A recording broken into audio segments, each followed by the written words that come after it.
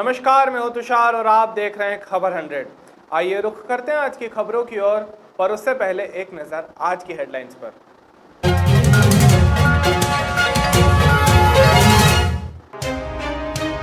Star प्रचारक की सूची से हटाए जाने पर बोले कमलनाथ, चुनाव आयोग पर टिप्पणी से किया इनकार। उपचुनाव से पहले दिग्विजय सिंह का बड़ा बयान, चुनाव आयोग पर बोले दिग्विजय सिंह। बिजली विभाग के कर्मचारियों पर हुआ पत्थरों से हमला, पुलिस ने की हमलावरों की तलाश शुरू। चना बीज पर मिलेगी अग्रिम सब्सिडी, कृषि मंत्री कमल पटेल ने जारी किए आदेश।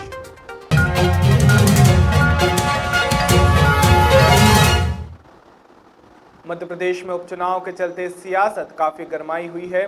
पूर्व मुख्यमंत्री कमलनाथ के मंत्री इमरती देवी को आइटम कहने वाला बयान के चलते कमलनाथ को प्रचारक की सूची से हटाया जा चुका है। इसके बाद कमलनाथ का बड़ा बयान सामने आया है। कमलनाथ ने अपने बयान में कहा कि मैं चुनाव आयोग के बारे में टिप्पणी नहीं करना चाहता हूं, मुझे जो भी कहना है मैं वो 10 तारीख के बाद कहूंगा। नहीं करना चाहता, 10 तारीख के बाद हम करेंगे, क्योंकि जनता अंत में सबसे ऊंची है। ज्यादा ऊपर मत करो, थोड़ा नीचे करो।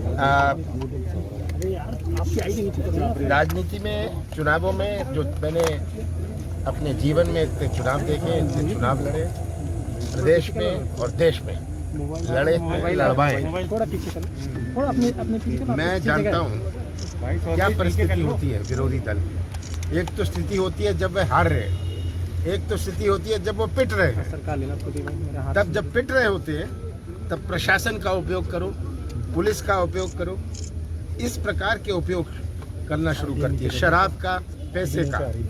मुझे मध्य प्रदेश के मतदाताओं पर पूरा विश्वास है, मुझे पूरा भरोसा है कि मध्य प्रदेश के मतदाता और ये 28 सीटों के मतदाता मध्य प्रदेश का भविष्य सुरक्षित करेंगे, हमारे प्रजातंत्र, हमारे संविधान की रक्षा करेंगे। किस प्रकार ये सौदे की सरकार, ये बिकाऊ की सरकार बनी है और जनता ये समझती है, ये पूरी बात समझ रही है और इनको मुंह तोड़ जवाब देगी। सर, तो चुनाव प्रचार बताया और अब तो कम समय बताया, 3 तारीख को क्या होने वाला है बता दो। आप कैंपेन करने जा रहे हो? मैं तो जा रहा हूँ, अभी मैं आगर जा रहा हूँ, हटपिपलिया जा रहा हूँ। कल भी जाएंगे सर? मैं कल भी जाऊँगा। सभा लेंगे सर? सर, 2 दिन ही बचे हैं मतदान को, क्या लगता है संवेदनशील सीटों पर भी वोट होना है, कुछ अनहोनी की भी संभावना है क्या आपको? इससे पहले भी कई लोगों के साथ मारपीट हो चुकी है। पार्टी का पूरा प्रयास चल रहा है, तड़प रहे हैं कि अब प्रश्न हारने का नहीं है, अब तो प्रश्न हर सीट में कितने से हारेंगे वो प्रश्न। विवादित बयान के चलते पूर्व मुख्यमंत्री कमलनाथ को स्टार प्रचारक की सूची से हटाए जाने पर पूर्व मुख्यमंत्री दिग्विजय सिंह का बड़ा बयान सामने आया है। दिग्विजय सिंह ने अपने बयान में कहा कि मैं चुनाव आयोग का सम्मान करता हूं और हमारी शिकायतों पर चुनाव आयोग ने संज्ञान लेते हुए उन पर कार्यवाही भी की है, लेकिन कमलनाथ जी का नाम स्टार प्रचारकों की सूची से हटाना स्वयं आयोग के नियमों और कानूनों के खिलाफ है। इस फैसले के खिलाफ हमने सुप्रीम कोर्ट में याचिका भी दायर कर दी है। केंद्रीय चुनाव आयोग का जो आदेश हुआ है, कारण क्या है कि उनका एक डबरा में दिया हुआ वक्तव्य का उनसे जवाब मांगा गया। वक्तव्य कब का था? 21 अक्टूबर, और 48 घंटे का उन्हें नोटिस दिया। हाथ मोबाइल आ रहे हैं, 48 घंटे में कमलनाथ जी ने अपना जवाब दे दिया और 26 अक्टूबर को माननीय केंद्रीय चुनाव आयोग ने उन्हें एक एडवाइजरी दी, उनको एक सुझाव दिया या उनको एक निर्देश दिया कि आप अपने भाषा का को संयमित रखें। बात समाप्त हो गई। अब कल के निर्णय में कमलनाथ जी के 13 अक्टूबर के भाषण का उल्लेख करके उनको स्टार प्रचारक की सूची से अलग कर दिया। स्टार प्रचारक की सूची का अधिकार राजनीतिक दलों का है, केंद्रीय चुनाव आयोग का नहीं है। तो उन्होंने अपने निर्देश और उनकी गाइडलाइंस और उनकी मान्यताओं का भी उल्लंघन किया। एक दूसरा, कमलनाथ जी ने जो कुछ कहा है उससे ज्यादा गंभीर और उससे ज्यादा भद्दी बातें कमलनाथ जी के खिलाफ शिवराज सिंह चौहान, सिंधिया जी, कैलाश विजयवर्गीय जी और बीडी शर्मा जी इन्होंने कही। उनको नोटिस क्यों नहीं दिया गया? उनके खिलाफ कार्रवाई क्यों नहीं की गई? ये दोहरा मापदंड उचित नहीं है। मैं बहुत सम्मान करता हूं केंद्रीय चुनाव आयोग और उन्होंने हमारी शिकायतों पे कार्रवाई की, मैं इसके लिए भी उन्हें धन्यवाद दूंगा। लेकिन ये निर्णय जो है, जो उनका आदेश है, निराधार है और इसको सुप्रीम कोर्ट में हमने चैलेंज आज कल रात को। समाजवादी पार्टी के महंगाम विधानसभा क्षेत्र के प्रत्याशी भानु प्रताप सिंह गुर्जर ने कांग्रेस प्रत्याशी हेमंत कटारे को समर्थन दिया है और भाजपा प्रत्याशी सहित भाजपा नेताओं पर गंभीर आरोप लगाए हैं। भिंड में बूताकोटी पर आयोजित प्रेस वार्ता में कहा उन्होंने कि जब से मैंने कांग्रेस प्रत्याशी हेमंत कटारे को समर्थन दिया है तभी से भाजपा नेताओं के द्वारा मुझे 15 लाख रुपए का प्रलोभन दिया जा रहा है, लेकिन मैंने महंगाव क्षेत्र की जनता की आवाज सुनकर कांग्रेस के पक्ष में समर्थन दिया है। बड़ी घोषणा, एक बहुत बड़ा खुलासा करने जा रहे हैं। आज हमारे बीच में बैठे हुए हैं भानु प्रताप सिंह गुर्जर, जो समाजवादी पार्टी से इन्होंने पर्चा दाखिल किया है और ये हेमंत कटारे जी के फेवर में इन्होंने अपना समर्थन दिया। समर्थन देने के बाद इनके पास कई प्रलोभन, कई फोन आए, कई लालच दिया गया, इनको कई प्रकार की धमकियां और डराने के कई प्रयास किए गए। तो आज आपके सामने मैं छोटे से 2 शब्द बोलना चाहता हूं कि भानु प्रताप सिंह जी अपनी पूरी आप बीती बयां करेंगे आपके सामने और बताएंगे कि आज इनके संग क्या क्या हुआ है। मेरे साथ में ऐसा हो रहा है कि बीजेपी की तरफ से कई नेता लोगों के फोन भी आ रहे हैं, बोल रहे हैं कि आप हेमंत कटारे जी का साथ न दें, आप कांग्रेस का साथ न दें, आपको क्या चाहिए, 15-20 लाख रुपए दे दिए जाएंगे, आप क्यों बैठे, क्यों नहीं बैठे, और आगे आने वाले चुनाव में जब भी कोई चुनाव होगा आपका इससे बहुत बड़ा बदला लेंगे। और जो भी मेरे साथ में घटना होगी उसके लिए मैंने एसपी साहब से भी निवेदन किया था कि मुझे गनर स्वीकृत किया जाए। उन्हें आवेदन मांगा था तो मैंने उन्हें एसपी साहब को भी गनर का आवेदन दे दिया था। अभी तक उन्होंने भी नहीं हमारी कोई सुनवाई की है। मेरा आप लोगों से यही कहना है कि कहीं भी कोई भी बात होती है मेरे साथ में तो इसके लिए बीजेपी पार्टी और बीजेपी के जितने नेता हैं वो लोग जिम्मेदार होंगे और इसका बदला हम जरूर देंगे। तो ये कहीं ऐसा तो नहीं कि कांग्रेस को लाभ पहुंचाने के लिए आप इस तरह का मनगढ़ंत ये नहीं बना रहे हो, तो इसका क्या कोई सबूत है कि आपको धमकियां दी गई? बता रहा हूँ कि कांग्रेस को हम कोई इस प्रलोभन से इससे कोई मतलब नहीं। जनता जनार्दन है, कांग्रेस तो वैसे ही जनता जनार्दन से चुनाव जीत रही है। टिकाऊ और बिकाऊ के बीच का चुनाव है। मध्य प्रदेश में उपचुनाव के चलते लगातार जनप्रतिनिधि आम सभाओं का आयोजन कर रहे हैं।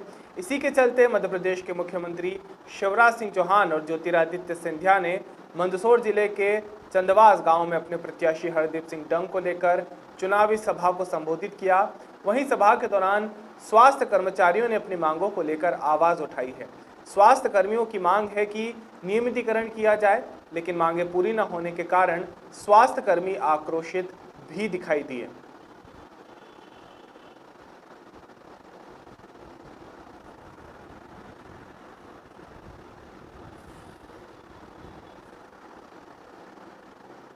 कृषि विकास और किसान कल्याण मंत्री कमल पटेल ने चना बीज पर दी जा रही सब्सिडी के अग्रिम भुगतान का आदेश दिया है।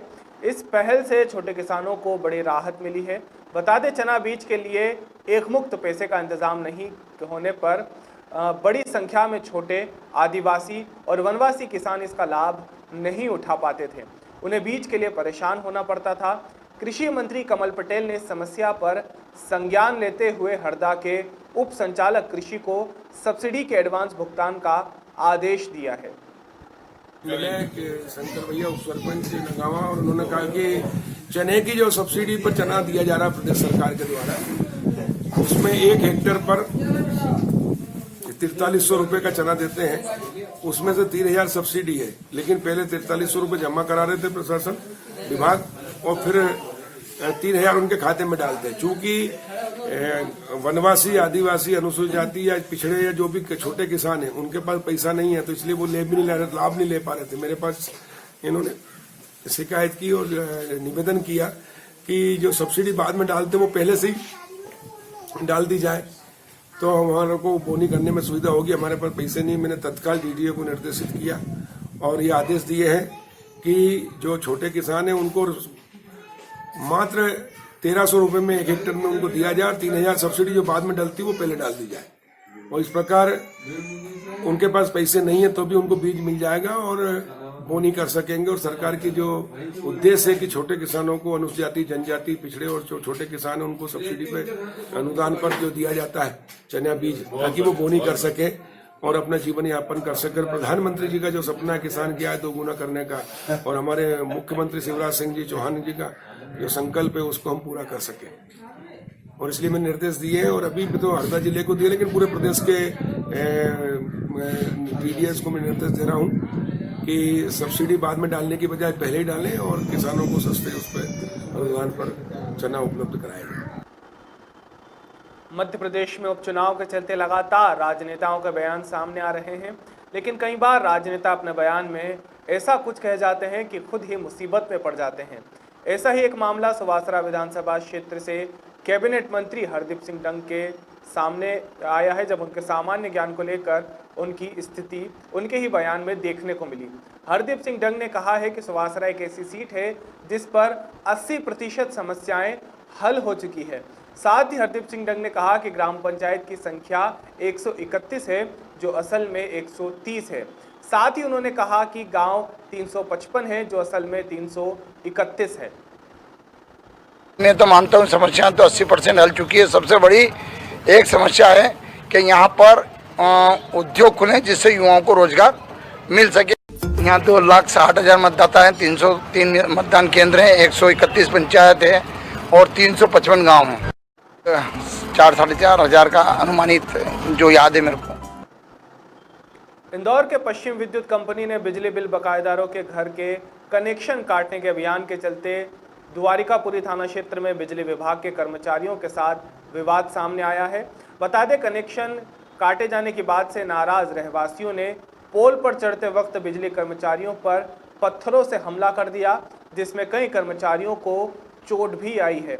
फिलहाल घटना की मामले में पुलिस ने कर्मचारियों के अनुसार प्रकरण दर्ज कर हमलावरों की तलाश शुरू कर दी है। ये प्रकाश जी करके एक सहायक लाइनमैन है, एमपीपी हवा बंगला जोन में ये वर्तमान में पदस्थ हैं। तो ये अपने कर्मचारियों के साथ मित्र जो उनके सहयोगी साथी रहते हैं उनके साथ गुरु शंकर नगर लाल बाउंड्री के पास गए थे, जहाँ पर एक महिला के निवास का कुछ बिल बकाया था और उनको नोटिस देने के बाद भी वो बिल जमा नहीं कर रहे थे, तो वो लाइन काटने के लिए गए थे। जब वो लाइन काटने के लिए पोल पर चढ़ रहे थे तो जो जिनका बिल बकाया था वो महिला एवं उनके पुत्र ने उनके साथ गाली गलौज करी और उनको कार्य करने से रोकने के प्रयास किए और तथा उनके ऊपर पत्थर भी फेंके। तो ये दोपहर 12:30 बजे की घटना है आज दिनांक की। इसके पश्चात वे थाने में आकर और उन्होंने उनके खिलाफ अपराध पंजीबद्ध कराया है। 3-4 लोग की टीम थी जो गई थी वहाँ पे कार्य करने के लिए, एमपीबी के नगर निगम जोन। ये जो जिनके घर काटने गए थे कनेक्शन, तो उस घर की वो मालकिन एवं उनके पुत्र 2 लोगों के विरुद्ध अपराध पंजीबद्ध हुआ है। उज्जैन में विवाद भड़कने के बाद आधा दर्जन बदमाशों ने एकमत होकर 3 युवकों पर चाकू से हमला किया है। इस हमले में एक युवक की गंभीर हालत के चलते अस्पताल के बाहर मौत हो गई है, जिसके बाद समय पर इलाज नहीं करने से आक्रोशित लोगों ने अस्पताल में जमकर हंगामा किया। परिजनों का आरोप है कि अस्पताल प्रबंधक ने इलाज करने से इनकार कर दिया था, जिसके चलते घायल ने दम तोड़ दिया। अतिरिक्त पुलिस अधीक्षक अमरेंद्र सिंह ने जानकारी देते हुए बताया कि घटना के संबंध में प्रारंभिक जानकारी सामने आई है कि मोनू, राहुल, सौरभ तथा बबलू ढाबेवाला और मयंक शर्मा के बीच शुक्रवार दोपहर में किसी बात को लेकर झगड़ा हुआ था। पुलिस को शंका है कि उसी झगड़े के चलते आरोपियों ने एकमत होकर तीनों पर चाकू से हमला कर दिया। फिलहाल पुलिस ने मामले की जांच शुरू की है। पहले एक जो संत नगर टर्निंग है, उसके पास में लड़कों में आपस में ऐसा लगता है घटनास्थल देखे कि दारू पी है, उसके बाद में कोई विवाद हुआ है और उस विवाद में चाकू लगे हैं और इसमें 3 लोग मतलब इसमें घायल हुए हैं, जिसमें मोनू, राहुल और एक उसका और साथी है, जिसमें अभी जो सूचना मिली है कि मोनू की डेथ हुई है और जो राहुल और उसका साथी है उसको भी घायल है। सर क्या ऐसा बैकग्राउंड है? आरोपियों की अभी कुछ आरोपियों के नाम आए, उनकी तलाश और धरपकड़ के लिए टीम रवाना की गई है और आरोपी और जो लड़के हैं ये सभी यहीं के रहने वाले हैं। सभी लड़के आपस में किस बात को लेकर झगड़ा हुआ है, क्या विवाद हुआ है, इस संबंध में पुलिस अभी जांच कर। इंदौर के विजयनगर थाना क्षेत्र स्थित सिटी समृद्ध नगर में रहने वाले रोहित के साथ क्षेत्र के बदमाशों ने लूटपाट कर धारदार हथियार से हमला कर उसे घायल किया है। घटना की सूचना मिलने पर रोहित के बड़ भाई मौके पर पहुंचा और उपचार के लिए रोहित को एमवाय हॉस्पिटल लेकर गया। घायल के भाई रमेश ने बताया कि क्षेत्र में ही रहने वाले पप्पू, आकाश और गोपी ने हमला किया है। फिलहाल पूरे लूटपाट की सूचना पुलिस को दे दी गई है। पुलिस भी पूरे मामले में बदमाशों की तलाश में जुटी हुई है। सर मेरे भाई को आज मैं शाम के टाइम में पीतमपुर में था, मेरे गैरेज पे कुछ काम था तो मैंने मेरे छोटे वाले भाई को 10,000 रुपये दिए थे कि ये सामान गैरेज पे लेके पटक देना। शाम के टाइम मेरे भाई को यानी कि मैं पीतमपुर से आने में लेट हो गया हूँ, तो मैंने मेरे भाई को फ़ोन करा तो बोलता कि बस 5 मिनट में आ रहा हूँ। 5 मिनट के बाद में मुझे मालूम पड़ा सर कि मेरे भाई को चाकू लगे। मैं तुरंत वहाँ पे मौके पे पहुँचा तो मुझे वहाँ पे मालूम पड़ा कि आकाश झमाझम और गोपी पप्पू का लड़का पांगे, इन तीनों ने मिलके मेरे भाई को चाकू मारे। और मेरे भाई के कने सोने की चेन थी जो मैंने मेरी किस्तों पे यानी कि ज्वेलर से बनवाई थी, तो उसका बर्थडे था तो मैंने गिफ्ट करा था, वो चेन भी छीन ली और उसके बाद में रुपए भी छीन लिए। इंदौर के हीरानगर थाना क्षेत्र के बजरंग नगर में रहने वाली नवविवाहिता ने पुलिस में शिकायत दर्ज करवाई है कि उसके ससुराल पक्ष में उसके पति, देवर और सास ससुर द्वारा 10 लाख रुपए के दहेज को लेकर लगातार प्रताड़ित किया जा रहा है। युवती द्वारा थाने पर लिखित आवेदन के पास कई बार युवती के ससुराल पक्ष के लोगों को काउंसलिंग के लिए बुलाया गया, लेकिन उनकी तरफ से कोई जवाब नहीं आने पर पुलिस ने पूरे परिवार के खिलाफ दहेज प्रताड़ना मामले में प्रकरण पंजीबद्ध किया है। 2019 में मेरी शादी हुई थी, उसके बाद से मेरे ससुराल जन वाले मुझे परेशान करते थे और मुझे दहेज के लिए परेशान करते थे। 10 लाख रुपए की डिमांड करते थे मुझे, और मेरे देवर और पति दोनों गवर्नमेंट जॉब में है, उसके बावजूद मेरे घर वालों से वो लोग पैसे के लिए डिमांड करते थे। बोलते थे कि अगर पैसे नहीं दिए तो तुझे जान से मार देंगे, घर से निकालने की धमकी देते थे, घर में रहना है तो पैसे लाना पड़ेंगे। फिर जुलाई में मुझे उन लोगों ने घर से धक्का मार के निकाल दिया था। फिर उसके बाद अगस्त में मेरा मिसकैरेज हो गया था 5 महीने का। उसके बाद से उन लोगों ने मुझसे कभी कोई कांटेक्ट करने की कोशिश नहीं करी। जी, आपने यहाँ पर आया किस तरह से कंप्लेन करी? मुझ पे एलिगेशंस लगाए उन लोगों ने कि मैंने अबॉर्शन करवाया है, बहुत सारी चीज़ों के एलिगेशंस लगाए थे उन्होंने। फिर मैंने यहाँ पे हीरानगर थाने में आवेदन दिया था। फिर मैंने यहाँ पे कम से कम 15-20 दिन से मैं यहाँ पे सपोर्ट कर रही थी। फिर यहाँ पे सब लोगों ने मेरी बहुत हेल्प करी। जो टीआई है राजीव भदौरिया जी, उनने मेरा आज काफ़ी सपोर्ट किया। उनकी हेल्प से ही मैं एफआईआर कर पाई हूँ तीनों के खिलाफ। क्या काम करते हैं आपके पति? मेरा पति सर पोस्ट ऑफिस में जॉब करता है, पोस्टल असिस्टेंट है गोवा में, मापुसा ब्रांच। और देवर लोको पायलट है नागपुर में। कैसे आपकी मैरिज फिक्स हुई थी? परिवार के अरेंज मैरिज हुई थी सर, परिवार वालों ने फिक्स करी थी सब कुछ। आप कितना पढ़ेंगे? मैं MBA हूँ जी। तो क्या पहले डिमांड नहीं करी थी क्या इन्होंने? पहले इन्होंने डिमांड की थी पैसे के लिए, पर उनने शादी का खर्चा बोल के लिए थे। बोलते शादी में खर्च होगा, बोलते इसलिए चाहिए। और बाद में बोलते कि तेरे घर वालों ने तो बोलते सिर्फ 1.5 लाख रुपये दिया बोलते दहेज में। मैंने दहेज किस बात का? तो बोलते हैं कि मैंने ये तो शादी का खर्चा था। बोलते नहीं, बोलते 1.5 लाख दिए, बोलते 10 लाख और लेके आ, बोलते तभी रहना बोलते इस घर में। बोलते 16 लाख का घर बनाया, बोलते हमने, हमको 10 लाख तो चाहिए। ऐसा किस तरह से क्या काम वाम भी करवाते थे? काम भी करवाते थे। मेरी प्रेगनेंसी में कॉम्प्लिकेशंस थे, उसके बावजूद भी मुझे ये लोग प्रताड़ित करते थे। मेरा पति मेरे से फोर्सफुली रिलेशन बनाता था, मुझे बेड रेस्ट कहा गया था। फोर्सफुली रिलेशन बनाने के चक्कर में मुझे ब्लीडिंग चालू हो गई थी वहाँ पे। फिर मैं डॉक्टर ने बोला कि इन्हें बेड रेस्ट की ज़रूरत है, तो फिर उसने मुझे यहाँ भेज दिया। फिर यहाँ पे भी नागपुर में मुझे ये लोग परेशान करते थे, गंदी गंदी गालियाँ बकते थे। सास और देवर भी मेरे साथ ऐसी बिहेव करता था, खाने को नहीं देते थे मुझे। मैं प्रेग्नेंट थी, फिर भी मुझे खाने को नहीं दिया जाता था।